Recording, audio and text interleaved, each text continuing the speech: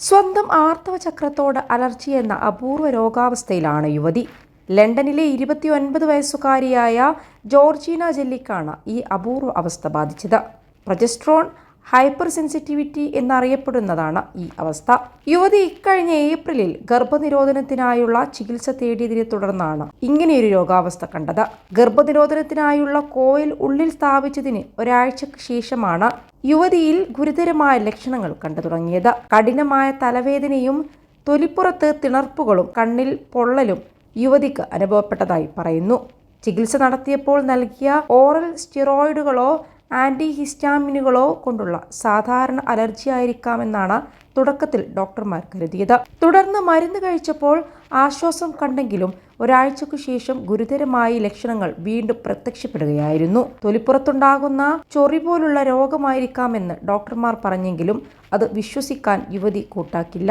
തന്റെ ആർത്തവ സമയത്താണ് ഇത്തരം ലക്ഷണങ്ങൾ പ്രകടമാകുന്നത് എന്ന് ശ്രദ്ധിച്ച യുവതി ഇതിനെപ്പറ്റി കൂടുതൽ പഠനങ്ങൾ നടത്തുകയും തനിക്കുണ്ടാകുന്നത് പ്രൊജസ്ട്രോൺ ഹൈപ്പർ സെൻസിറ്റിവിറ്റി എന്ന അപൂർവ അവസ്ഥയാണെന്ന് കണ്ടെത്തുകയും ചെയ്തു. 21 ലക്ഷത്തോളം സന്തുഷ്ടരായ ഉപഭോക്താക്കളും 2 ലക്ഷത്തോളം തിമിര ശസ്ത്രക്രിയകളും പൂർത്തിയാക്കിയ മലബാറിലെ ഏക കണ്ണാശുപത്രി Al Salama high hospital, hospital road, Perinthalmanna.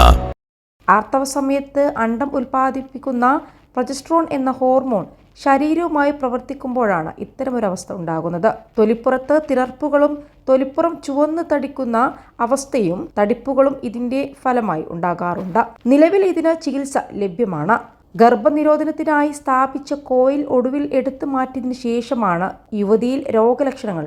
ഇപ്പോൾ തീർത്തും ആശ്വാസം തോന്നുന്നുണ്ടെന്നും വലിയ വേദനയിലൂടെയാണ് കടന്നുപോയതെന്നും എന്താണ് സംഭവിക്കുന്നത് എന്ന് അറിഞ്ഞിരുന്നില്ല എന്നും ജെല്ലി പറയുന്നുണ്ട്. ഈ ഒരു രോഗാവസ്ഥ മിക്കവാറും പ്രത്യുൽപാദന പ്രായത്തിലുള്ള സ്ത്രീകളിലാണ് കാണപ്പെടുന്നത്.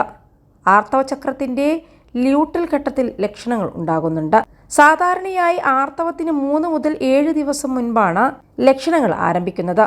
ആർത്തവം ആരംഭിച്ച് 1 മുതൽ 3 ദിവസം വരെ ലക്ഷണങ്ങൾ നീണ്ടു നിൽക്കും.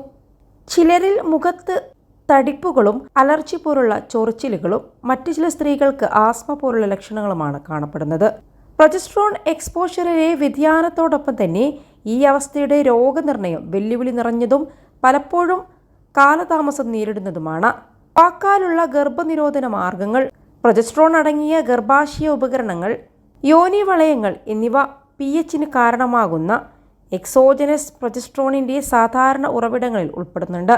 വിവിധ ഗർഭനിരോധന മാർഗങ്ങളിലൂടെയും ഫെർട്ടിലിറ്റി ചികിത്സകളിലും പ്രൊജസ്റ്റിനുകളുടെ വ്യാപകമായ ഉപയോഗം കാരണം ഈ അവസ്ഥയുടെ വ്യാപനം വരും വർഷങ്ങളിൽ ഉയരുമെന്നും പ്രതീക്ഷിക്കുന്നുണ്ട്.